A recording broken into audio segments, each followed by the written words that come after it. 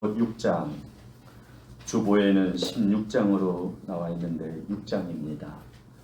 고린도후서 6장 11절에서 13절의 말씀입니다.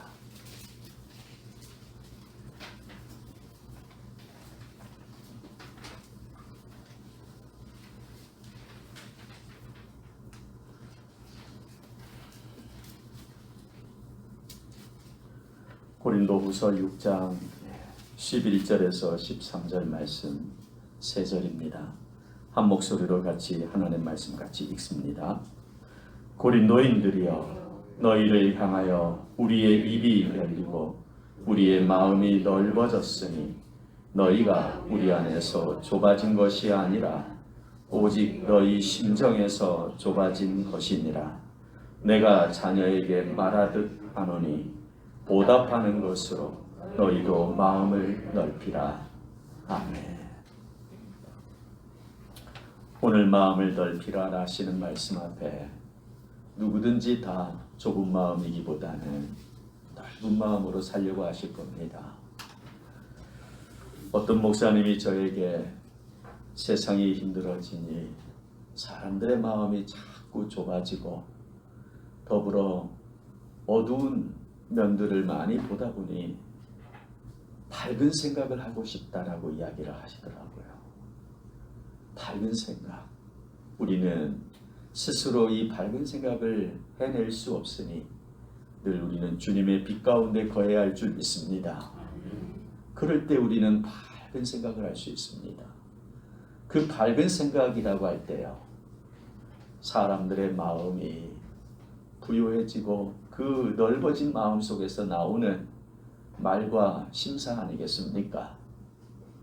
오늘 마음을 넓히라고 하시는 이 하나님 말씀 앞에서 우리가 이 말씀을 살피면서 저와 여러분들의 마음이 넓어지시는 귀한 은혜가 있기를 예수님의 이름으로 축원합니다. 사도 바울이 고린도 교회에 편지를 보내며 마음을 넓히라 이렇게 표현할 때는 고린도 교인들이 마음이 어떻다는 거예요? 좁아져 있다는 거지요.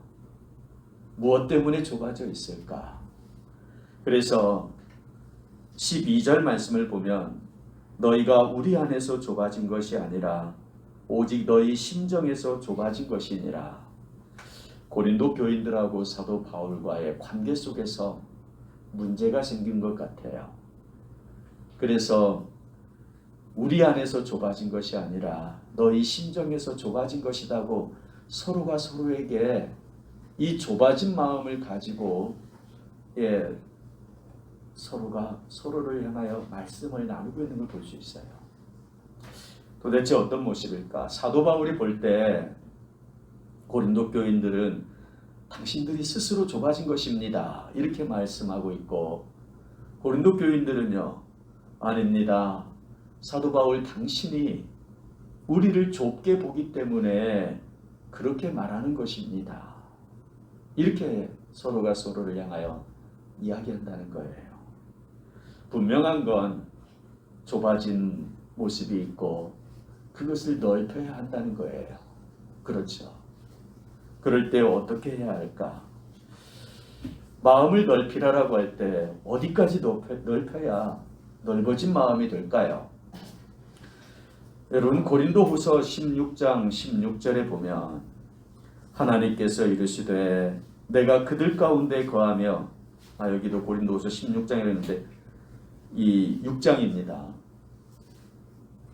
제가 이 말씀을 타이핑하면서 좀 실수한 것 같아요. 고린도후서 6장 16절에 보면 오늘 우리가 읽은 이 본문 이제 뒤로 이렇게 보면 하나님께서 이르시되 내가 그들 가운데 거하며 두루 행하여 나는 그들의 하나님이 되고 그들은 나의 백성이 되리라. 이런 말씀이 있어요. 하나님이 거하실 수 있는 마음.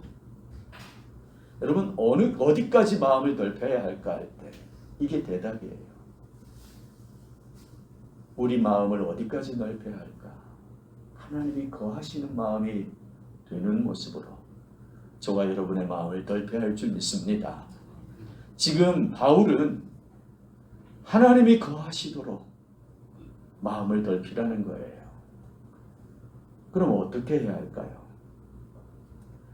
우리가 이제 예수님께서 세상에 오셨고 그 모든 말씀과 사역을 이루어 가실 때 자주 부딪힌 세력이 있어요. 바리새인들입니다.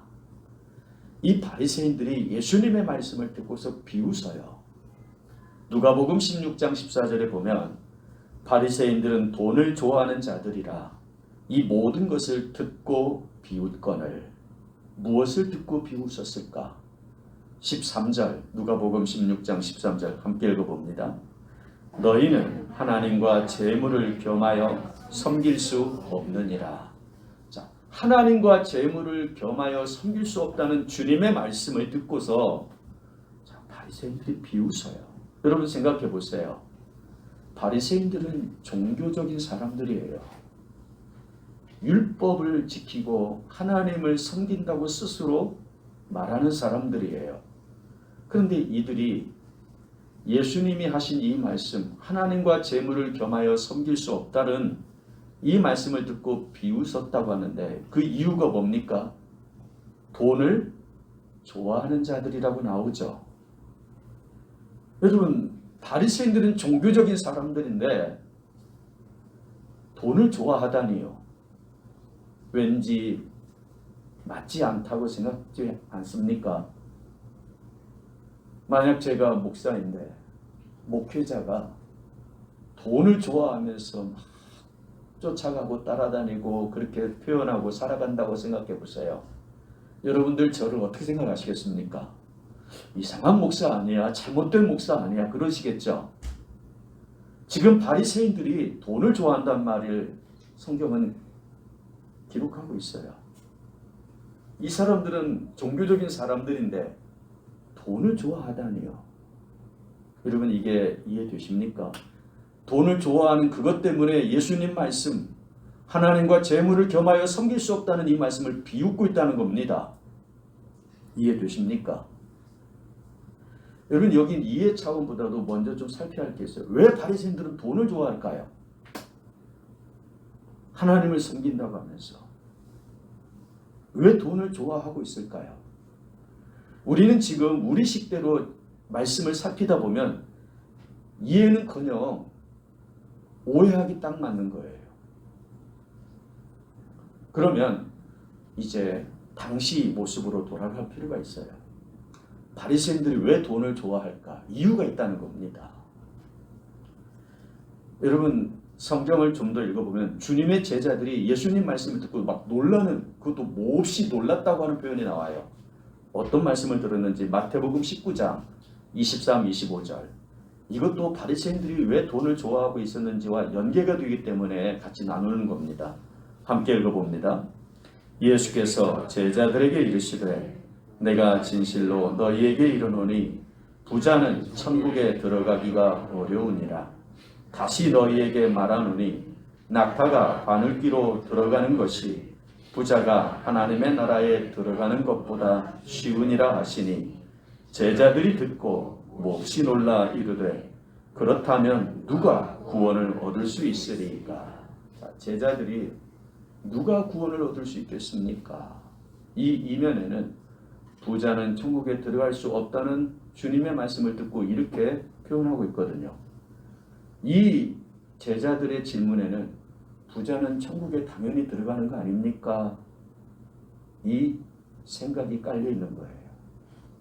그런데 예수님 말씀에 부자는 천국에 들어가기 어렵다는 말씀을 듣고서 이들이 표현대로 보면 몹시 놀라고 있죠. 그러니까 물질이라고 하는 이 개념이 당시 사람들, 예수님 당시 바리새인들이나 제자들에게나 공통적인 생각이 있었다는 거예요. 우리가 헤아리지 못한, 알지 못하는 그때 당시의 사람들의 마음에 와 있는 게 있다는 거예요. 사람들이 모든 유대인들이라면 다 그런 생각을 하고 있다는 거예요. 물질에 대한 개념이 있다는 거지요. 여러분 낙타가 바늘귀로 들어가지 못한다는 걸 잘 알죠. 근데 부자가 천국에 들어갈 수 없다. 그것처럼 이 말씀에 제자들이 몹시 놀랐다고 했다는 거예요. 천국에 부자가 들어가지 못한다면 과연 누가 들어갈 수 있겠습니까? 라고 한다면 이 제자들의 생각에는 물질이라고 하는 이 복은 천국에 들어갈 수 있는 복이라고 생각하고 있다는 거 아닙니까? 그러니까 바리새인들도 돈을 좋아하는 거예요. 물질이라고 하는 이 복이 천국에 들어갈 수 있는 복이라고 생각하기 때문에요. 그러니까 바리새인들이 돈을 좋아하는 이유가 이제 보이고, 주의 제자들이 택함받아 세움받은 이 주님의 제자들조차도 이 말씀에 몹시 놀라고 있다는 거 이제 여러분 이해가 되십니까? 그러면 이 부분에 대해서 왜 바리새인들이나 주님의 제자들이나 당시 유대인들이 이 물질에 대해서 어떤 생각을 하고 있는가 하는 부분인 거죠. 여러분 신명기 28장 11절 12절 함께 읽어보겠습니다. 여호와께서 내게 주리라고 내 조상들에게 맹세하신 땅에서 내게 복을 주시며 내 몸의 소생과 가축의 새끼와 토지의 소산을 많게 하시며 여호와께서 너를 위하여 하늘의 아름다운 보고를 여시사 내 땅에 때를 따라 비를 내리시고 내 손으로 하는 모든 일에 복을 주시리니 내가 많은 민족에게 꾸어줄지라도 너는 꾸지 아니할 것이요. 당시 유대인들의 인식에는요 이 말씀이 있어요. 물질의 이 복은 하나님께 인정받는, 하나님이 인정해 주시는 복으로 이들은 받은 거예요. 생각한 거예요. 하나님이 인정해 주시는 사람은 물질의 복을 주신다는 거예요. 그러니까 이 재물의 복, 이 물질에 대한 생각은요. 그래서 바리새인들이 돈을 좋아하는 거예요. 왜냐하면 이건 하나님께 인정받았다고 하는 척도이거든요. 주의 제자들도 그러면 부자가 천국에 못 들어가면 과연 누가 천국에 들어갈 수 있겠습니까? 라고 말하는 그 생각이 이제 우리 눈에 보이시죠? 그런데 왜 예수님은 당시 유대인들이 가지고 있는 생각과는 다르게 하나님과 재물을 겸하여 섬길 수 없다고 말씀할까요? 무슨 의미이실까요? 부자 청년이 예수님께 나와서 선생님이여 내가 무슨 선한 일을 하여야 영생을 얻으리이까? 이 질문을 합니다. 이 부자 청년, 하나님께 받은 복이라고 생각한 물질의 복을 받은 사람이에요. 그 복을 받은 사람이 아직도 마음에 구원의 확신이 없어요. 그래서 어려서부터 내가 이것저것 다 지켰나이다 라고 하는 그 이야기를 그가 하지만 여전히 그 안에는 영생의 복을 갈구해야만 하는 모습이 되어 있다는 거지요. 그런데 예수님께서 너에게 있는 모든 소유를 다 팔아 가난한 자들에게 나누어 주고 나를 따라오라 했을 때 이 청년이 어떻게 해요? 근심하며 돌아갔다고 하죠. 그러면서 예수님께서 제자들에게 이 청년이 돌아가는 모습을 보면서 대답해 주시는 말씀이 있어요. 여러분 이 말씀이 매우 중요합니다. 마태복음 19장 29절이요. 마태복음 19장 29절 함께 읽어봅니다. 내 이름을 위하여 집이나 형제나 자매나 부모나 자식이나 전토를 벌인 자마다 여러 배를 받고 또 영생을 상속하리라. 여러분 영생에 대한 주님의 말씀이 나와요. 그런데 영생에 대한 것은 상속이라는 표현으로 설명하고 계세요. 여러분 상속받는다는 것, 여러분 이 상속을 받는다고 하는 것은 내가 무엇을 했기 때문에 받는 것이 아니라 상속자이어야 받는 것이죠. 무엇을 해서 받는 게 아니라 상속자이기 때문에 받는다는 거예요. 그게 영생이다라는 거예요. 선생님, 내가 무슨 선한 일을 하여야 영생을 얻겠습니까? 이게 부자 청년의 질문이었죠. 그런데 예수님은 영생은 상속되어지는 것이다. 삭개오에게 예수님께서 이런 말씀을 하세요. 오늘 구원이 이 집에 이르렀으니 이 사람도 아브라함의 자손이미로다. 인자가 온 것은 잃어버린 자를 찾아 구원하려 함이니라. 이런 말씀을 하신단 말이에요. 삭개오, 이 사람은 아브라함의 자손이라는 거예요. 삭개오가 아브라함의 자손이기 때문에 내가 이 삭개오를 찾으러 왔다라고 하시는 말씀이에요. 삭개오가 자기 재산을 팔아서 가난한 자들에게 나누어 주었기 때문에 내가 이 사람을 찾으러 온 게 아니고 이미 이 사람은 아브라함의 자손이라는 거예요. 그러면서 이 삭개오가 세리장으로 다른 사람들에게 피해를 줘가면서 살아갔던 이 사람이지만 아브라함의 자손인 까닭에 잃어버린 자를 찾듯이 내가 이 사람을 찾으러 왔다고 말씀하시는 예수님이시다는 거예요. 그래서 구원이 이 집에 이르렀다는 거예요. 여러분, 영생이라고 하는 건 상속의 개념이 있어요. 하나님의 자녀인 까닭에 태초부터 창세전부터 하나님이 예정하신 가운데서 택하시고 세우시는 그 사람들이 구원의 은혜를 입는 줄 믿습니다. 영생이라고 하는 건 상속되어지는 거예요. 여기 있는 우리는 그러면 누굴까요? 우리는 상속자들인 줄 믿습니다. 하나님을 아버지라고 부르시는 줄 믿습니다.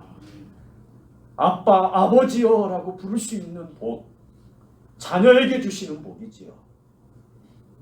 여기 있는 우리가 어떻게 구원의 은혜를 입었는가? 내가 어떠해서가 아니라 상속자인 까닭에 하나님이 창세전부터 택하여 주신 자이기 때문에, 세워주신 자이기 때문에 때가 되어 저와 여러분을 하나님의 자녀로 불러 세우신 줄 믿습니다. 그러므로 무엇을 해야만 영생을 받으리라고 생각한 이 부자 청년의 질문은요, 잘못된 생각이지요. 잘못된 생각이 어떻게 돼요? 그러니까 이러한 잘못된 생각들이 유대인들에게 다 있었다는 거예요. 그러면 이 잘못된 생각이 얼마나 큰 피해를 주는가? 하나님을 온전히 섬기려고 하는 이 마음을 빼앗아갑니다. 잘못된 생각이. 고린도 교회 이 사람들에게도, 이 교인들에게도 잘못된 생각이 들어가니까 사도 바울이 당신들의 마음이 좁아졌습니다라고 하는 거예요. 잘못된 생각이 교인들의 마음의 자리에 하나님이 거하시는 그 모습으로 계시는데 하나님이 거하시는 그 자리가 좁아지게 만든다는 거예요. 잘못된 생각이 들어와요. 하나님, 재물, 겸하여 섬길 수 없다고 하신 말씀은 예수님은 오로지 하나님만 섬기라는 말씀이에요. 할렐루야. 근데 재물이 들어오니까, 잘못된 생각이 들어오니까 어떻게 해요?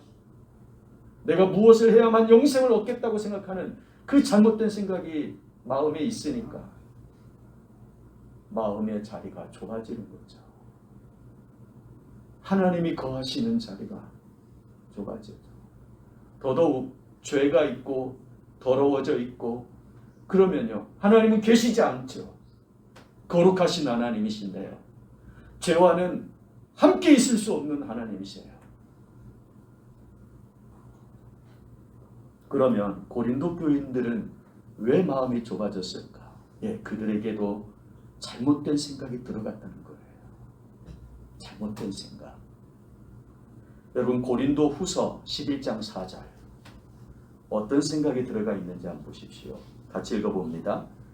만일 누가 가서 우리가 전파하지 아니한 다른 예수를 전파하거나 혹은 너희가 받지 아니한 다른 영을 받게 하거나 혹은 너희가 받지 아니한 다른 복음을 받게 할 때에는 너희가 잘 용납하는구나. 자, 이게 지금 고린도 교회의 교인들에게 다른 예수를, 다른 복음을 전하는 자들이 찾아왔고 그들이 전하는 그 말에 의해서 그만 다른 생각을 하기 시작했다는 거예요. 고린도 교인들이. 그러면 사도 바울이 전한 복음, 사도 바울이 전한 예수 그리스도, 그것과는 다른 예수, 다른 복음이 지금 고린도 교인들에게 임했다는 거지요. 너희가 잘 용납하는구나, 받아들였다는 말이에요. 그로 인해서 사도 바울이 볼 때 너희 마음이 좁아져 있다는 거예요. 너희 마음을 넓히라는 거예요. 그래서 그 모습을 사도 바울이 이렇게 표현하는 거예요. 오늘 본문 12절에 보면 너희가 오직 너희 심정에서 좁아진 것이다.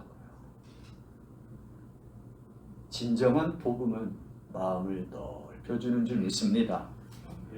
여러분, 진정한 복음이라는 건 오직 하나님만 섬기게 되는 복음인 줄 믿습니다. 여기에는 재물이 들어올 수가 없어요. 여기에는 구원을 위하여서 어떤 행위를 해야만 한다고 하는 생각이 들어올 수가 없는 거예요. 오히려 하나님은 이렇게 말씀하시죠. 하나님을 섬기면 먹고 입고 쓰는 것 모든 건 따라온다고 말씀하시는 줄 믿습니다. 그렇죠. 하나님께 은혜로 구원을 입은 자라면 그는 어떤 선한 일을 한다 할 때 구원을 위한 선한 일이 아니라 구원 받은 자로서 행하는 선한 일이 되는 줄 믿습니다. 바로 이와 같은 자연스럽게 물이 흘러가는 듯한 삶이 되겠다는 거지요. 그런데 고린도 교인들은 그만 다른 복음, 다른 예수를 전하는 사람들의 이들이 갈라디아 교회, 갈라디아 지역에도 그들이 찾아갔고요. 고린도 이 교회까지도 찾아왔다는 걸 알 수 있어요. 이게 바로 거짓 선지자들이고 거짓 선생들이고 당시 율법으로 하나님의 말씀을 가르치는 사람들이었다는 거예요. 그들로 인해서 사도 바울이 보니까 마음이 좁아지는 모습이 되어지고 결국 그 모습을 사도 바울은 이렇게 표현합니다. 제가 교재에는 기록하지 않았지만 오늘 고린도후서 6장 다 펴고 계시지요. 그러면 우리가 오늘 11절에서 13절까지 보았는데 14절에서 16절까지 우리 같이 한번 읽어보실까요? 성경 보면서요. 고린도후서 6장 14절에서 16절까지 같이 읽습니다. 너희는 믿지 않는 자와 멍에를 함께 내지 말라. 의와 불법이 어찌 함께하며 빛과 어둠이 어찌 사귀며 그리스도와 벨리알이 어찌 조화되며 믿는 자와 믿지 않는 자가 어찌 상관하며 하나님의 성전과 우상이 어찌 일치가 되리요. 우리는 살아계신 하나님의 성전이라. 이와 같이 하나님께서 이르시되 내가 그들 가운데 거하며 두루 행하여 나는 그들의 하나님이 되고 그들은 나의 백성이 되리라. 여기 보면 이 고린도 교인들이 어떻게 좁아져 있는지, 함께하지 못할 것들이 그들의 마음에 함께하고 있음으로 하여 좁아져 있다는 거예요. 마치 그것은 그리스도와 벨리알이 함께 있는 것과 같다는 거예요. 참과 거짓이 함께 있음으로 하여 너희들의 마음이 그 상태로 되어 있다는 거지요.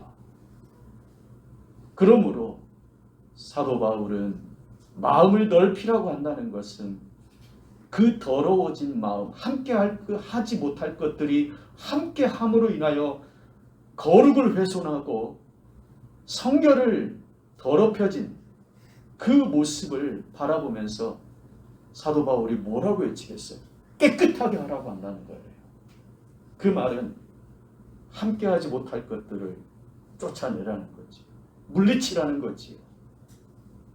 그리스도만 온전히 계시도록 벨리알을 쫓아내라는 거예요. 모든 재물을 섬기는 신들을 쫓아내라는 거예요. 잘못된 생각을 집어넣은 그 모든 다른 율법, 다른 복음이라고 하는 것들을 물리치라는 거지요. 여러분 17절 더 읽어보겠습니다. 함께 읽습니다. 그러므로 너희는 그들 중에서 나와서 따로 있고 부정한 것을 만지지 말라. 내가 너희를 영접하여 라고 하죠. 여기 보면 그들 중에서 나와서, 즉 함께하지 못할 것들, 그것들로부터 나오라는 거예요. 결국 부정한 것을 만지지 말라는 건 하나님의 거룩을 훼손하는 것. 그게 바로 다른 복음이에요. 오직 구원은 믿음으로만, 예수 그리스도를 믿는 믿음으로만 받는 줄 믿습니다. 어떤 행위를 통해서 구원받겠다고 하는 다른 복음을 전하는 자들, 이들에게서 나오라는 거예요. 이들이 가르치는 그것에서 떠나라는 거예요. 그로 인해서 너희 자신을 깨끗하게 하는 것. 그 깨끗하게 하는 이유는 우리 마음에 오직 하나님만 섬기는 마음이 되게 하시려는 줄 믿습니다. 그것이 곧 우리의 마음을 넓히는 것이라는 거예요. 하나님이 우리 안에 거하시는 마음, 그 마음이 넓은 마음이라는 거지요.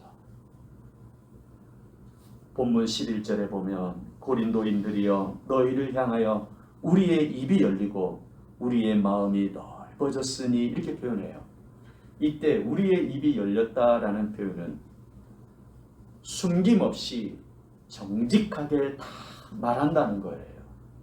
즉 복음에 대하여, 사도 바울이 전한 예수 그리스도의 복음에 대하여, 십자가와 부활의 복음에 대하여 사도 바울은 입이 열렸다는 거예요. 복음을 있는 그대로 전달했다는 거지요.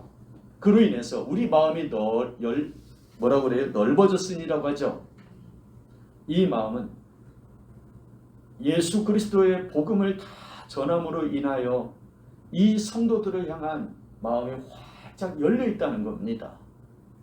그러니까 사도 바울, 그 사람의 마음은 오직 예수 그리스도 한 분으로 인하여 가득 채워진 마음이라는 겁니다. 그로 인해서 넓은 마음이 되어 있다는 거예요. 그리고 그 마음을 따라서 전하는 말씀들이 입이 열려 있다는 거는 생명과 진리를 위하는 말씀으로 입이 열려 있다는 표현이에요. 그럴 때 그러면 도대체 사도 바울이 가진 이 고린도 교인들을 향한 마음이라고 하는 건, 또 그가 하는 말이라고 하는 건 무엇일까 싶지요. 우리가 고린도후서 6장을 본문 삼았는데 7장을 좀 더 읽어보면 이제 바울은 자신의 마음과 말을 설명하기 시작합니다. 입이 열렸고 마음이 넓어졌다고 하는 그 모습을 설명합니다. 우리 2절에서 4절, 고린도후서 7장 2절에서 4절 함께 읽어봅니다. 마음으로 우리를 영접하라. 우리는 아무에게도 불의를 행하지 않고 아무에게도 해롭게 하지 않고 아무에게서도 속여 빼앗은 일이 없노라.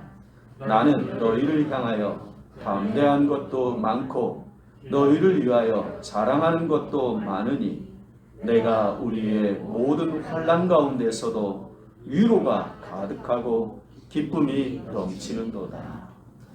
복음에 따른 사도 바울의 마음인 줄 믿습니다.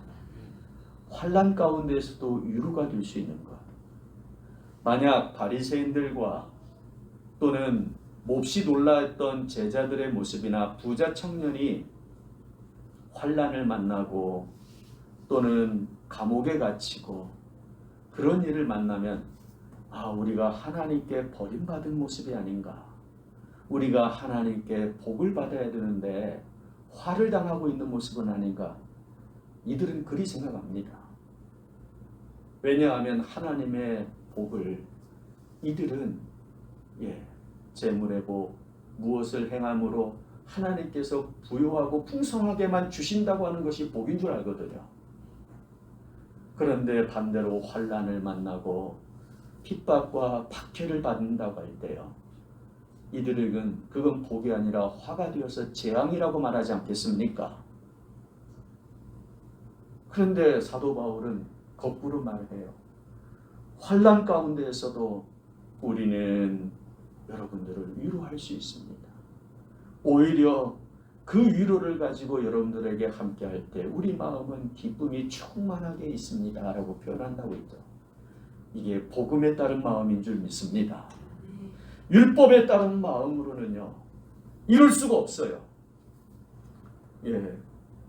재앙이지요, 저주이지요, 화죠.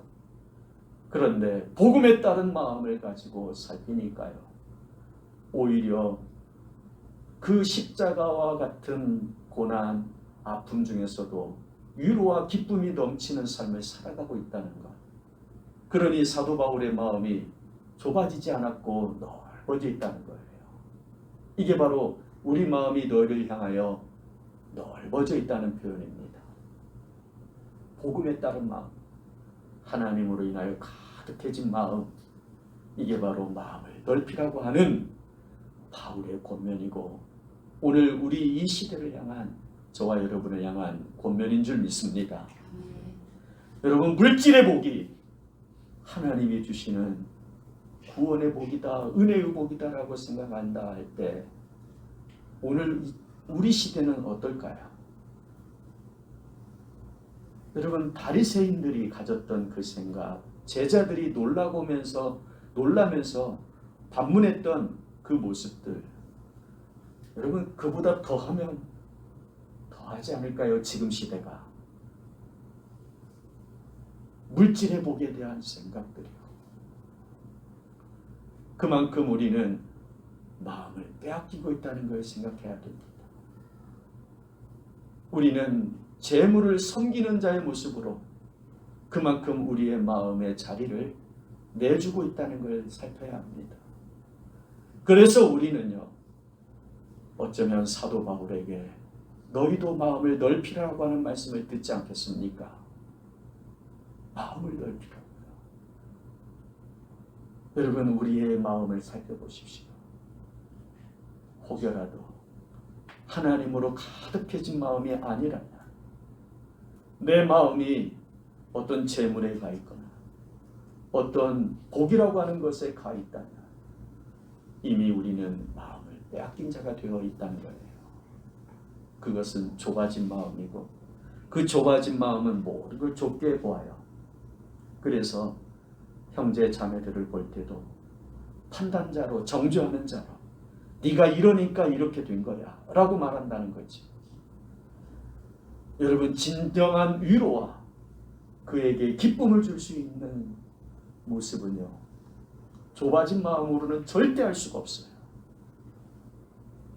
하나님으로 가득해진 마음, 복음에 따르는 마음, 예수 그리스도의 십자가와 부활로 가득한 이 마음이 될 때 우리는 위로할 수 있고 기쁨을 나눌 수 있게 되는 줄 믿습니다.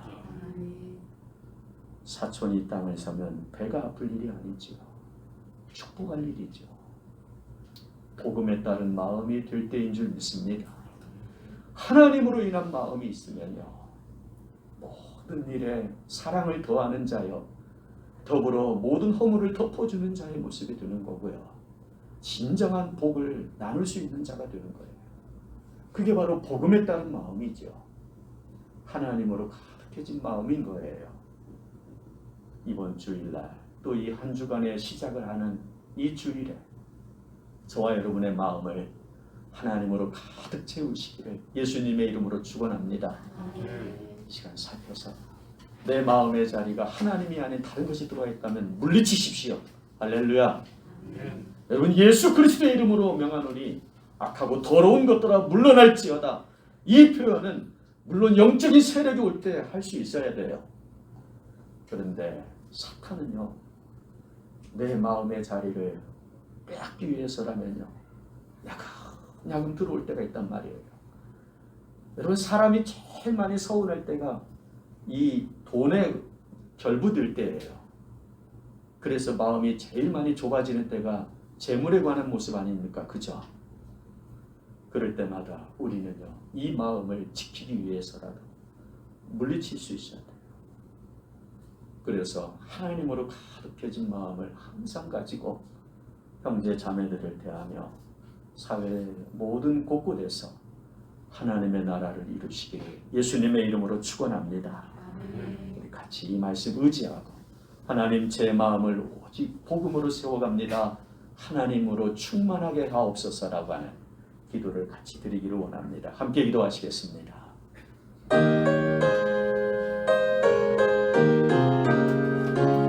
아버지 하나님, 감사합니다. 이 시간 주의 은혜를 따라 나누었습니다. 하나님의 말씀이 우리의 심령을 새롭게 하시고 우리의 좋아져 있는 모든 것들을 살피고 우리 하나님을 경외할 수 있도록 도와주시옵소서. 하나님으로 가득해지는 마음이 이 종이 오직 복음에 따른 모든 모습이 되게 하셨으니 하나님을 영화롭게 할 수 있도록 인도하여 주시옵소서. 성령께서 친히 역사하시고 나타내 주시는 마음, 우리 주 예수 그리스도의 마음이라 하셨사. 진실로 주님의 마음을 보고 하늘 뜻을 이 땅에 펼치는 저희 모두가 되게 하여 주시옵소서.